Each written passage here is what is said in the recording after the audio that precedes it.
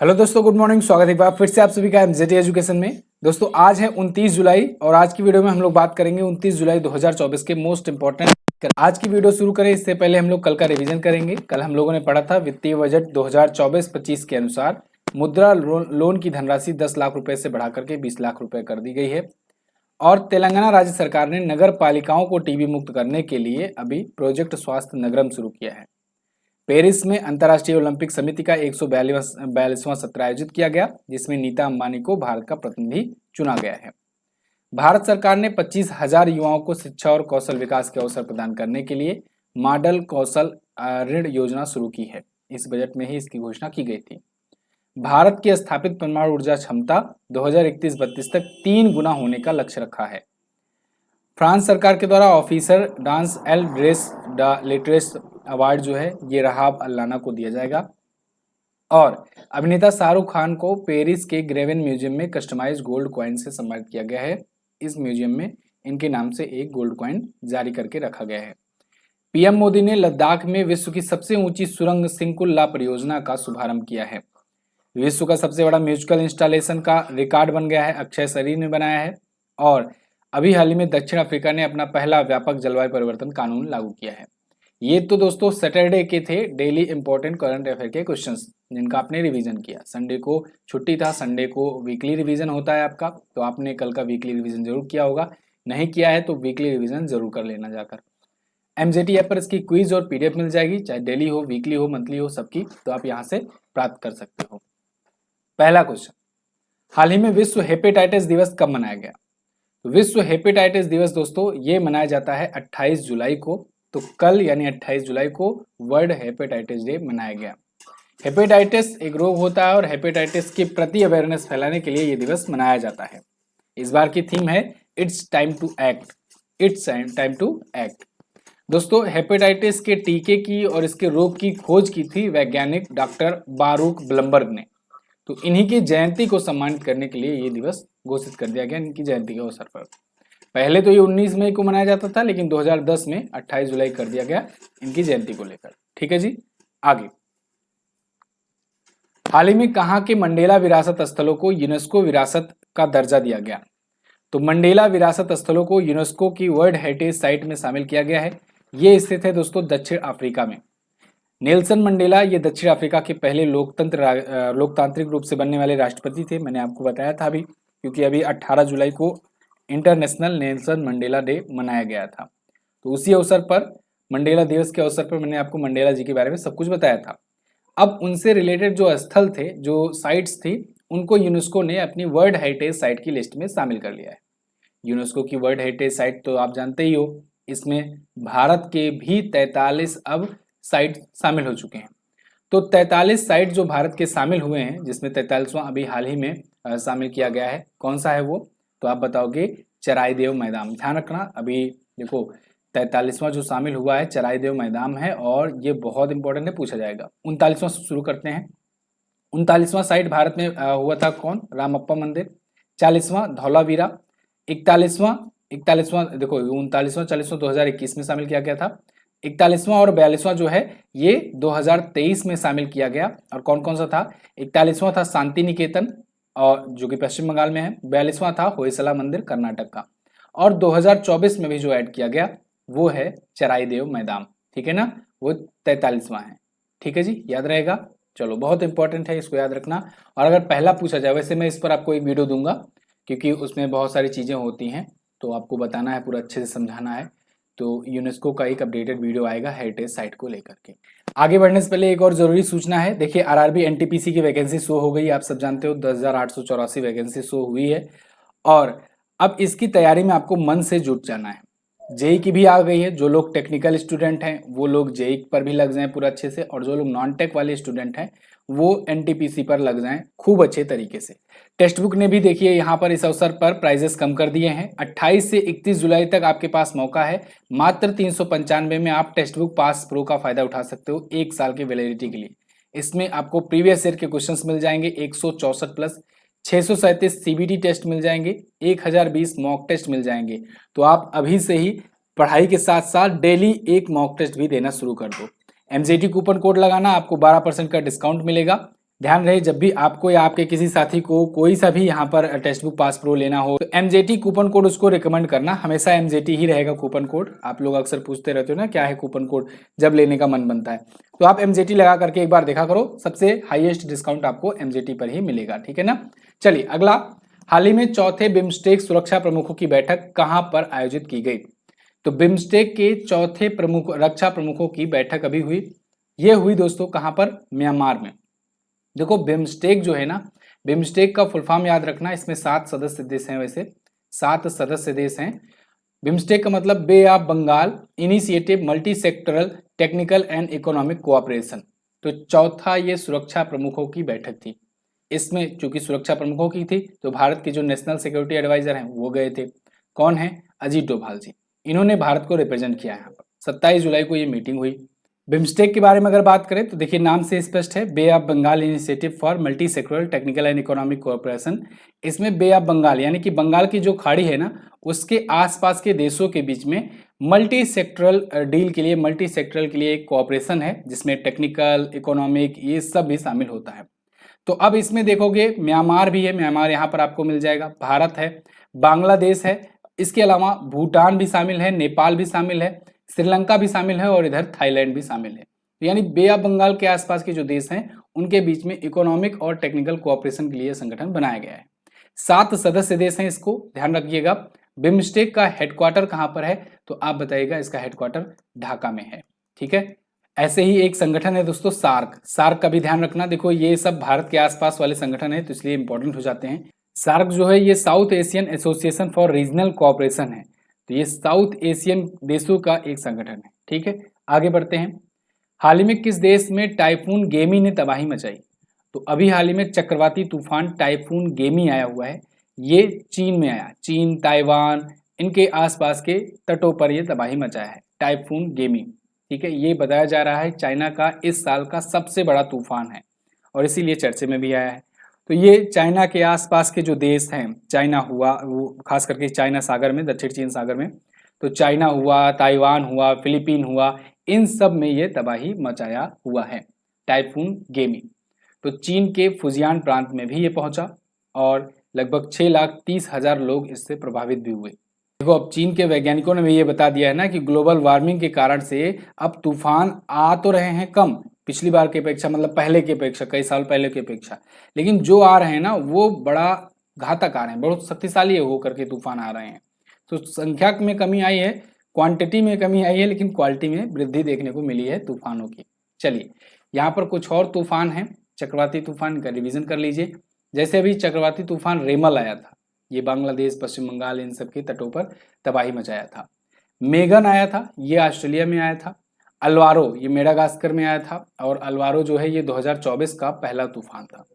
Jasper आया था, ये ऑस्ट्रेलिया में आया था। मिचोंग बंगाल की खाड़ी में, मिथिली ये भी बंगाल की खाड़ी में। हैरिकेन आया था, ये मैक्सिको में आया था। ये कुछ दुनिया के आए हुए तूफान है चक्रवाती। अगला question most important, Paris Olympic 2024 में भारत के लिए पहला मेडल किसने जीता? तो पेरिस ओलंपिक में भारत ने खाता खोल लिया है, पहला मेडल मनु भाकर ने दिलाया है। मनु भाकर दोस्तों ये शूटिंग से संबंधित हैं, निशानेबाजी से, और इन्होंने भारत के लिए ब्रॉन्ज मेडल जीता है। साथ ही साथ दोस्तों मनु भाकर बन गई हैं पहली भारतीय महिला जिन्होंने शूटिंग में भारत को कोई मेडल दिलाया है। आपने गगन नारंग का भी नाम सुना होगा, मैंने अभी कुछ दिन पहले ही इनके बारे में बताया था कि ये ओलंपिक कमेटी के सदस्य हैं ये, और इनको वहाँ पर ऑर्डर ऑफ ओलंपिक या कहें ओलंपिक ऑर्डर से ही सम्मानित किया गया है। तो गगन नारंग ने 2008 में इन्होंने जीता था गोल्ड मेडल बीजिंग ओलंपिक में।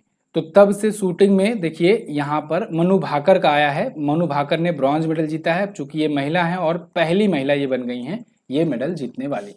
किस इवेंट में इन्होंने जीता है? 10 मीटर एयर पिस्टल इवेंट में इन्होंने जीता है 221.7 स्कोर के साथ।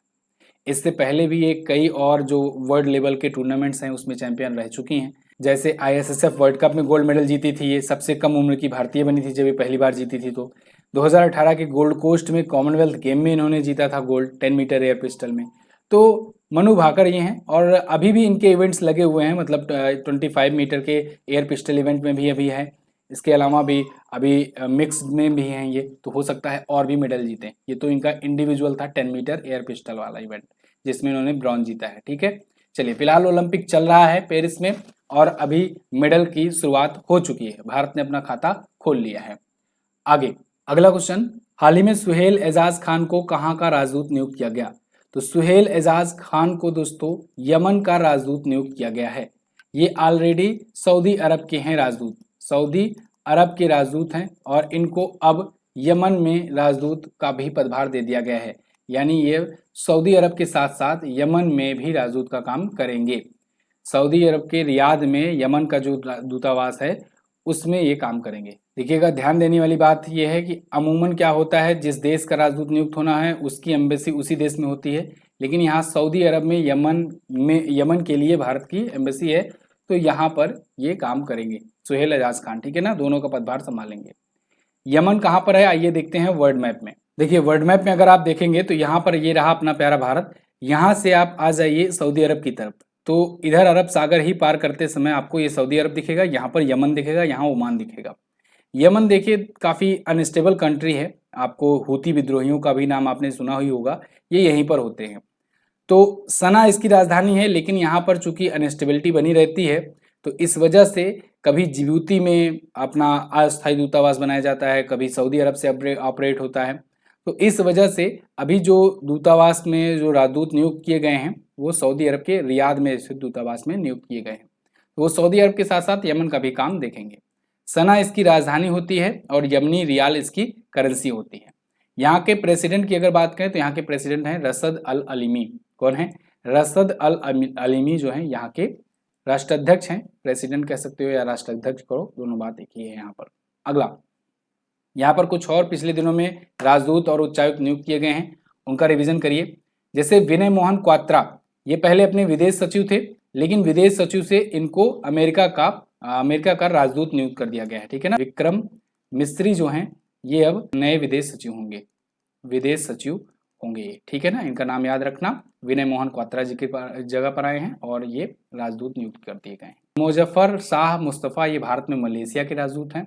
सुभाष प्रसाद गुप्ता को सूरीनाम में भारत का राजदूत नियुक्त किया गया है। लिंडी कैमरून भारत में ब्रिटेन की राजदूत हैं और सीताराम मीणा नाइजर में भारत के, अभय ठाकुर म्यांमार में भारत के, टी आर्मस्ट्रांग क्यूबा में भारत के, विनय कुमार रूस में भारत के राजदूत। अगला, वर्ष 2023-24 के लिए राजभाषा गौरव सम्मान श्रेणी 1 में पहला पुरस्कार किसने जीता है? तो अभी राजभाषा गौरव सम्मान से सम्मानित किया गया 2023-24 के लिए, विभिन्न प्रकार की जो पब्लिक सेक्टर की अंडरटेकिंग्स हैं उनको सम्मानित किया गया है। तो इसमें श्रेणी 1 में पहला पुरस्कार HPCL विशाखा को दिया गया है।